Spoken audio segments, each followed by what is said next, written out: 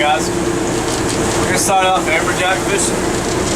One thing I can tell you about amberjacks is they pull hard. The drags are backed off a little bit, so they will take line. Don't try and stop them with your hand or anything.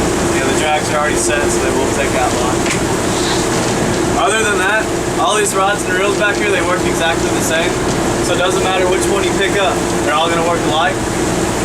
First thing you want to do when you pick them up is take your right hand, slide it right up underneath the reel, put your thumb on the spool.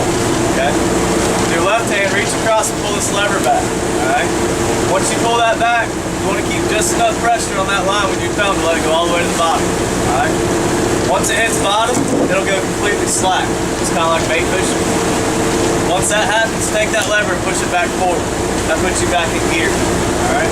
It's very important once you put it back in gear, to go ahead and put your rod in your gut belt, take your left hand and put it in front of the reel. The reason for that is if your hand's down here on the reel or below the reel, you got no leverage whatsoever on these fish. Okay? Leverage is everything out here.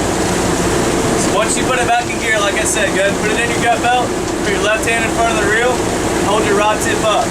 Alright? Once you've done all that, you probably want to come up about 15-20 cranks up off the bottom.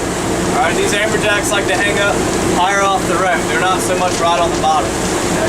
So come up about 15-20 cranks, hold that rod tip up high and just watch it. What's going to happen with these amberjacks, you're just going to feel a pressure bite. You know, you're not going to feel like a bass, like a tap.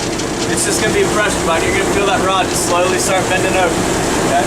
When you feel that, all you want to do is lower that rod as low as you can go and start reeling.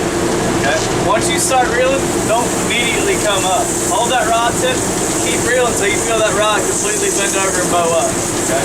We've had a lot of guys that they like to reel down on the fish and then immediately lift their rod back up, and it's almost just as bad as jerking. Okay? Keep that rod low, keep reeling until you feel that fish get on there, then you can lift up. Alright? Once you get them on there, these fish like to move around a lot. Alright, you might hook them over here on this side of the boat, and he might drag you all the way over to this side and back again. Okay, so it's very important for these amberjacks to follow. Okay? And if we have 2 or 3 on a time, they like to get together. So if you see your line getting together with somebody else, come together, don't pull apart. Because if you pull apart, you're going to break each other off. Okay, the lines hit together, we'll break them off. So come together, we'll work y'all out, and y'all go on y'all's play. Alright?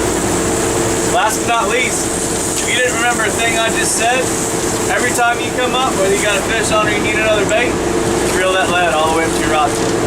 Okay? With the boat rocking the way it will, and that thing halfway down your rod, it might hit somebody upside the head or hit the boat. Okay? So for safety reasons, reel that all the way up to your rod tip. If you got a fish on, just leave them right there in the water. Okay, we'll be around to gap them and bring them in the boat.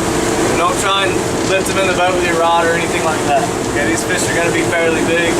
You don't want to try and sling them in the boat. Other than that, we're going to fish 4 people at a time. Once we get a fish hooked, get kind of a rally started, we'll start fishing maybe 1 more. But right now, we're just going to start off with 4 people. So, other than that, y'all got any questions? Y'all ready? All right.